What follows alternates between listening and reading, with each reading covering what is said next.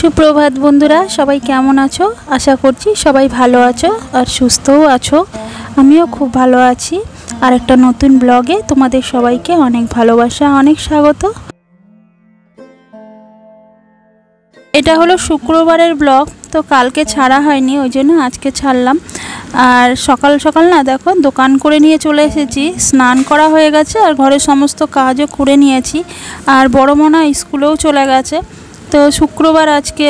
আর ওর হচ্ছে স্কুল ছিল, তো সকাল সকাল উঠে ঘরের সমস্ত কাজ গুছিয়ে ওকে পাস্তা করে দিলাম। আর ও পাস্তা খেয়ে গেল আর টিফিন নিয়ে গেল। আর সিঁড়িও একটুখানি খেয়েছে ছোটো মনা, আর আমিও একটুখানি খেলাম। খেয়ে তারপরে স্নান করে গেলাম দোকানে, আর এই যে দোকান থেকে এই জিনিসগুলো নিয়ে আসলাম। তো এই জিনিসগুলো ছিল না, আর ভাবলাম যে যাচ্ছি যখন একেবারে সব কিছুই নিয়ে আসি। আসলে কি বলো তো, আমার বর থাকে না, তো বাইরে কাজ করে, তো তার জন্য এই দোকান বাজার না সব আমাকেই করতে হয়। আর এই গরমের মধ্যে না খুব অসুবিধা হয়ে যায়। বাজারে তো খুব একটা আমি যাই না, দোকানটাও পাড়ার মধ্যে আছে বলে দোকানটা করে নিই। আর বাজার খুব একটা যেতে পারি না, অনেকটা দূরে বলে। তো এই যে বাড়িতে আসে যখন ভ্যানে করে, তখন নিয়ে নিই বাজারগুলো। তো এইদিকে দেখো ডাল নিয়ে এসেছি একটু, আর হচ্ছে সোয়াবিন সবই নিয়ে এসেছি মোটামুটি, আর একটু ছাতুও নিয়ে আসলাম। ছাতুর শরবত খেতে না এই গরমে খুব ভালো লাগে, তো তার জন্য দেখো ছাতু নিয়ে এসেছি। আর আজকে নিয়ে এসেছি মেরি বিস্কুট, কারণ সবসময় না একই রকম বিস্কুট ভালো লাগে না খেতে, মুখে যেন মাঝে মাঝে একটু অরুচি হয়ে যায়। তো বেশিরভাগই টপ বিস্কুট নিয়ে আসি, যেটা একটু নোনতা আর একটু মিষ্টির মধ্যে থাকে।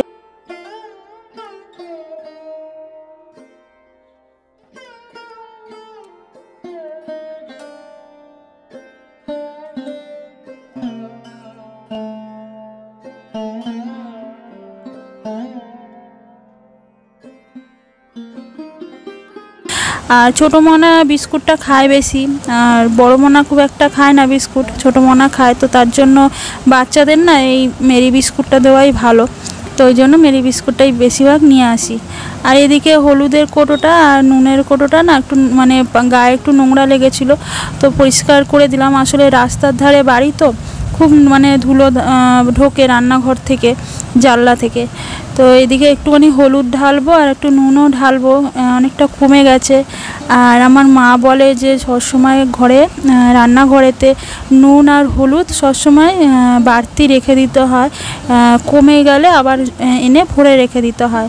কারণ নুন আর হলুদ হচ্ছে মা লক্ষ্মীর নাকি খুব প্রিয়, তো তার জন্য নুন আর হলুদ সবসময় ভর্তি ভর্তি রান্নাঘরে রেখে দিতে হয়। তো এই দেখো হলুদটা এই যে কাচের বয়মে রাখি বলে ওই জন্য এটা একটু সরিয়ে রাখি, আর এর মধ্যে কিছুটা ঢেলে রেখে দিই রান্না করার জন্য।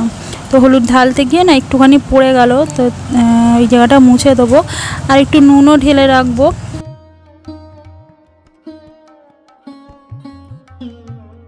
আর আমি না মাসিক কোনো দোকান করি না, কারণ যখন যে জিনিসটা শেষ হয়ে যায় তখন সেই জিনিসটা আনতে গিয়ে যখন দেখি যে এই জিনিসটা কম আছে সেই জিনিসটাও নিয়ে চলে আসি।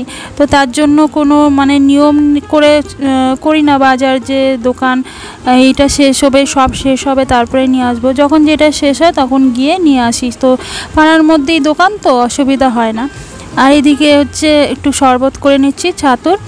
আর নিয়ে এসেছি আজকে গ্যাস মোছার জন্য ভিমবার, যেটা লিকুইড সেটা নিয়ে এসেছি। তো ভিম লিকুইড যেটা সেটা, আর হচ্ছে সেটা দিয়ে যেহেতু স্টিলের গ্যাস, তো মুছলে না খুব চকচক করবে, তো তার জন্যই নিয়ে এসেছি।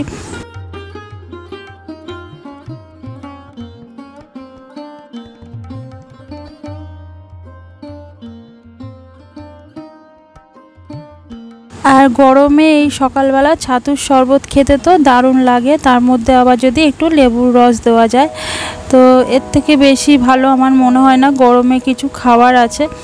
তো চলো এই যে এদিকে পরিষ্কার করে দুজনের জন্য, আমার জন্য আর শ্রীর জন্য ছাতুর শরবত বানিয়ে নিয়েছি।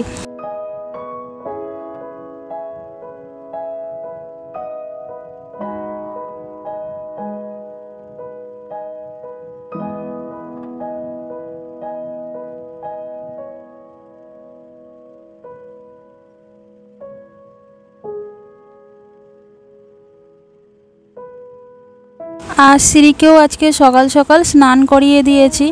আর এদিকে ওকে কার্টুন চালিয়ে দিয়েছি, ও এদিকে কার্টুন দেখবে আর আমি এদিকে রান্নাঘরে বসে বসে রান্না করব। তো এদিকে দেখো সবজি বার করে নিয়েছি। আজকে রান্না করব লাল শাক ভাজা, আর করব টক ডাল, আর ওইদিকে পটল আর কাঁকরোল ছিল, তো ওইগুলো অল্প অল্প ছিল, তো ভাবলাম চলো ভেজে নিই এগুলো। আর একটু আলু ভাজা করব, ব্যাস। এই গরমের মধ্যে না তরকারি খেতে খুব একটা ভালো লাগে না, তো একটু ডাল একটু টক ডাল হলে বেশ ভালোই হয়। আর শাকটাও না, যখন এই গরমটা পড়েছে না তখন থেকেই দেখছি শাকের ওপরে আমার টানটা যেন বেশি চলে এসছে। তো মানে রোজই শাক খেতে ইচ্ছা করছে, এমন একটা মানে মনের মধ্যে যেন একটা টান হয়ে গেছে শাকের প্রতি, কেন জানি না। তো এদিকে লাল শাক করব আজকে, সব সবজি কেটে নিয়েছি। আর এদিকে ডাল, আর ওইদিকে ভাতটা হচ্ছে ফুটে গেছে, আর একটুখানি ফুটলেই নামিয়ে নেবো। আর চলো এদিকে রান্না করছি, আর ওইদিকে কিন্তু সিঁড়ি বসে বসে কার্টুন দেখছে।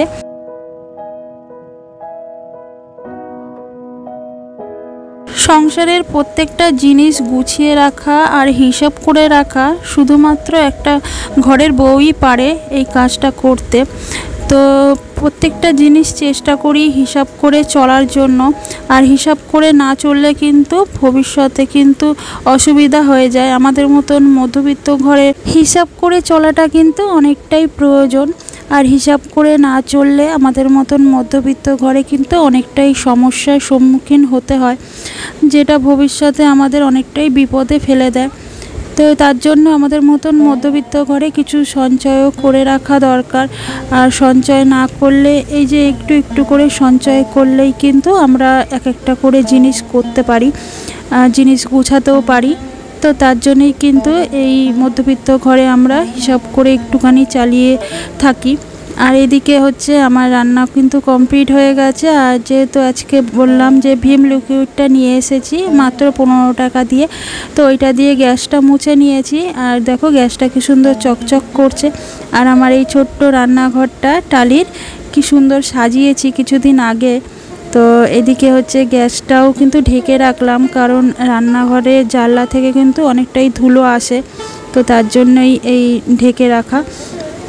আর এদিকে সিঁড়িকে খেতে দিয়ে দিচ্ছি, সিঁড়ির খিদে পেয়ে গেছে, তো ওকে খেতে দিয়ে দেবো। কিন্তু আমি কিন্তু এখন খাবো না, আমার দুটো কাজ আছে, সেই কাজ দুটো করে তারপরে আবার একটু স্নান করব, করে তারপরে আমি খাবো। তো আর দুটো কাজ বলতে আমার জামা কাপড় কাচার আছে কিছু, তো সেগুলো ভিজিয়ে রেখেছি। আর এদিকে সিঁড়ি খাক, আমি ওইদিকে জামা কাপড় কাচবো। আর তারপরে আরেকটাও কাজ আছে, যেটা হচ্ছে আমাদের ঘরের সামনেই না দুটো গাছ আছে, একটা হচ্ছে পিটুলি গাছ আর একটা হচ্ছে আকন্দ ফুল গাছ। তো দুটো গাছের নিচটাই না অনেকটা ঝাড় হয়ে গেছে, মানে অনেক গাছের ডালগুলো বেরিয়ে, মানে জায়গাটা না অনেকটা জঙ্গল মতন লাগছে।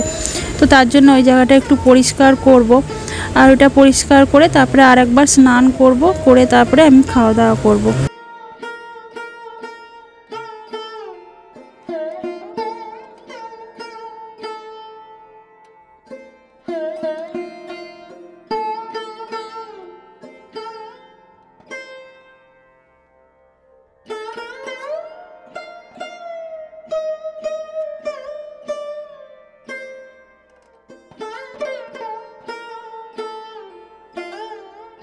ঘরের সামনে জঙ্গল হলে আগে যখন আমার বর বাড়ি থাকতো তখন অনেক লোকজনকে ডেকে করিয়ে নিত, কিন্তু এখন আর যেহেতু ও বাইরে কাজ করে, তো সেই জন্য আমাকে এগুলো পরিষ্কার করতে হয়।